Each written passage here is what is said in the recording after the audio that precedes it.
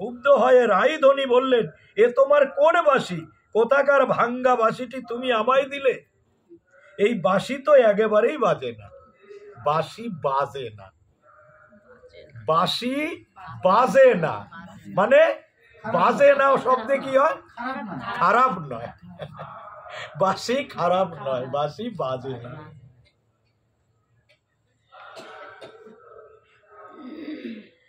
তখন চতুরের শিরোমণি শ্রী গোবিন্দ বললেন, রাধে, একটি ভাঙ্গা বাঁশি, এটি ভাঙ্গা বাঁশি নয়, তুমি ভালো করে দেখো তো এই বাঁশির কোন জায়গায় ভাঙা আছে? তুমি কোথায় ভাঙা দেখলে? তুমি এ বাঁশিকে এ ভাঙ্গা বললে তবে তুমি দেখো। চতুরের শিরোমণি শ্রী গোবিন্দ যখন সেই বাঁশিতে ফু দিলেন, ভুবন মোহন স্বরে বাঁশি বেজে উঠল। পুনরায় গোবিন্দ রায়ধনীকে বাঁশি দিলেন, বললেন, রাধে, এবার তুমি ফু দাও, অবশ্যই বাঁশি বাজবে।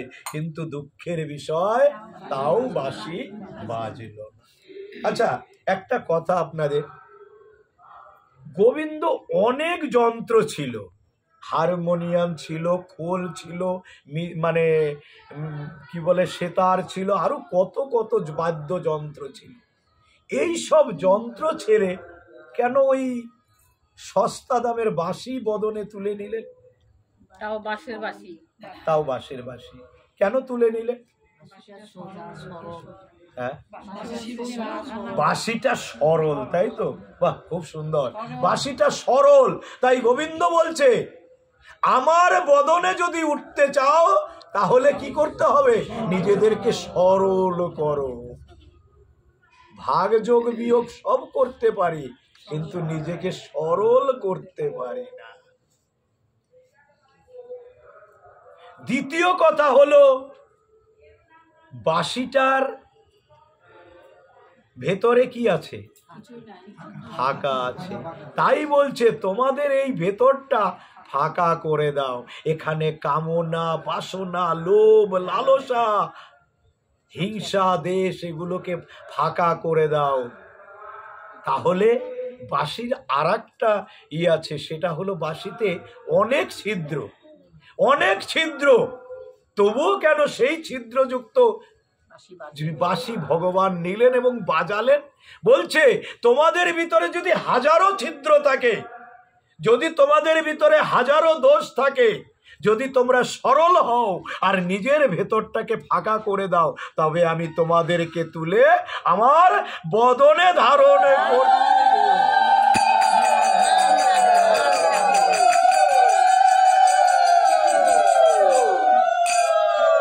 তাহলে বোঝা গেল যে আমরা যদি সরল হতে পারি তবে আমরা গোবিন্দের বদনে উঠতে পারি। কিন্তু মুশকিলটা কেমন, আমরা কবে সরল হই জানেন? একটু ছোট্ট গল্পের মাধ্যমে বোঝাই। এক টাকি মাছ আর একটা সাপের খুব বন্ধুত্ব। তো জমির আলের উপর দিয়ে যাচ্ছে দুইজনই।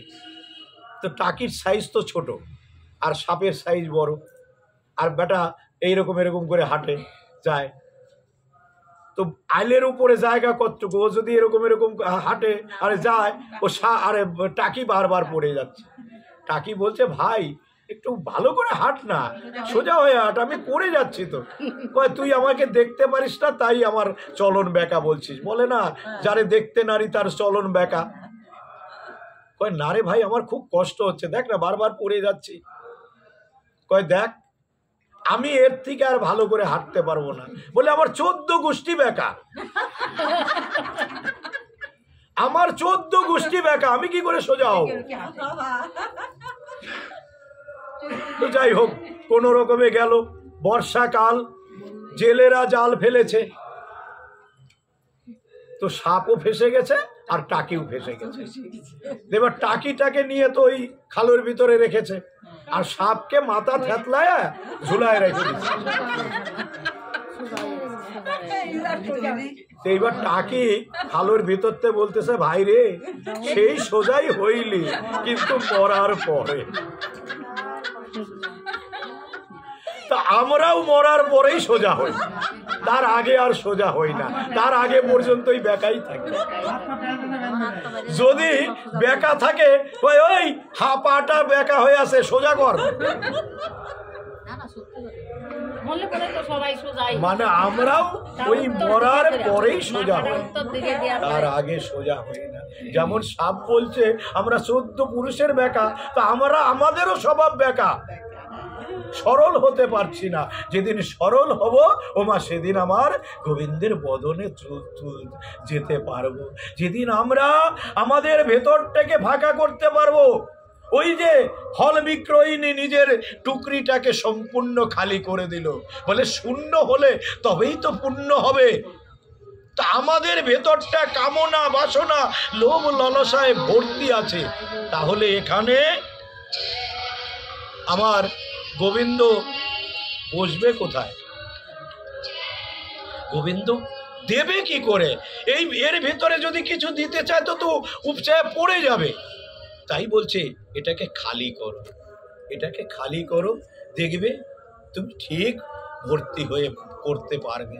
কিন্তু আমরা খালি করতে পারি না, সেই জন্য আমরা পাইও না কিছু, আমরা পাইও না। তো প্রথমে শূন্য করো। তাই আমার গোবিন্দের কথা বলতাম, বাকি একটু সোজা হতে হবে আর আমাদের শূন্য করতে হবে। তাই গোবিন্দ বাঁশি বাজলো না, শ্রীমতী রাধারানী প্রাণপণেও চেষ্টা করলেন। তখন চতুরের শিরোমণি আবার বাঁশিটা নিয়ে আবার বাজালেন এবং আবার ভুবন মোহন সুরে বেজে উঠল। পুনরায় গোবিন্দ রায়ধনীকে বাঁশি দিলেন, বললেন রাধে এবার তুমি ফু দাও। অবশ্যই বাজবে, কিন্তু দুঃখের বিষয় এবারও রাধারানী বাঁশি বাজাতে পারলেন না। রাগে অভিমানে শ্রীরাধার নয়ন তখন অশ্রুসিক্ত।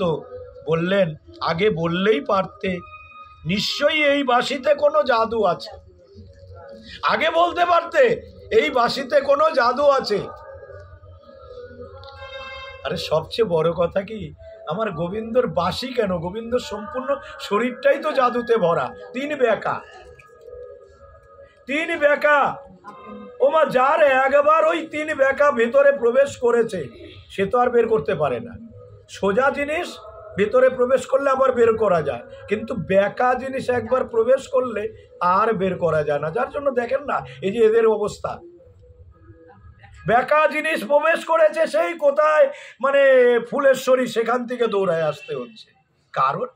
কারণ ওই যে বেকা জিনিস একবার প্রবেশ হয়ে গেছে, এবার ছাড়তে পারছে না। তো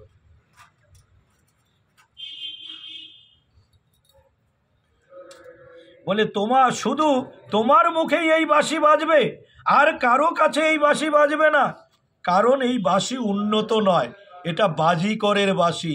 তাই তুমি একমাত্র বাজিকর, তোমার অধরেই এই বাঁশি বাজবে। অবশ্যই আমার গোবিন্দ বাজিকর, কেননা সম্পূর্ণ সুতোগুলো তার হাতে। তিনি যেমন ভাবে আমাদের নাচান আমরা ঠিক সেইভাবেই নাচছি।